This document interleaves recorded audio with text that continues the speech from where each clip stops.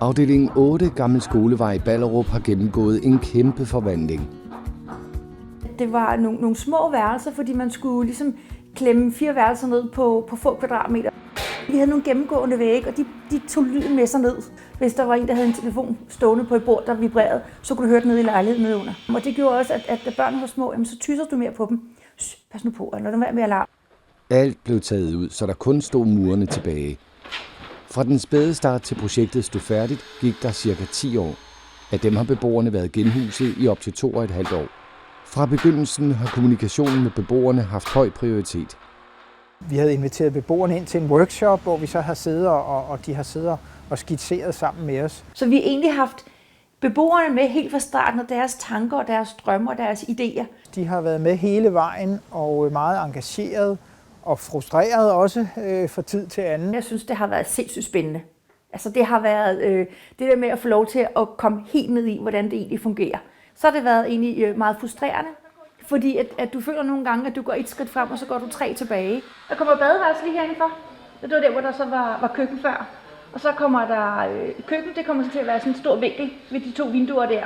I forhold til vaske ude i køkkenet, der blev lige pludselig ringet op, om det skulle være med hanehul eller uden hanehul.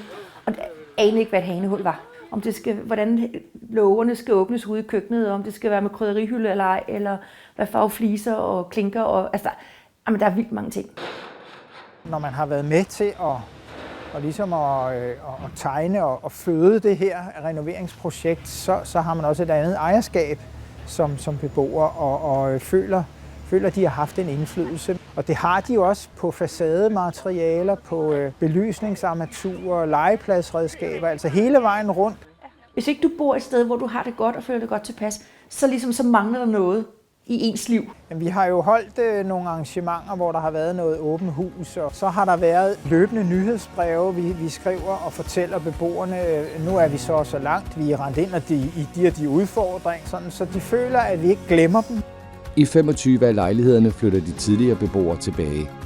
Jeg synes, det er blevet rigtig dejligt. Samtidig flytter 20 nye familier ind. Altså, jeg kan se, at mange de har hjulpet hinanden. Om det er så at sætte gardiner op, eller det er at flytte et skab, eller hvad søren er. Altså, så har der været allerede nu et sådan godt sammenhold.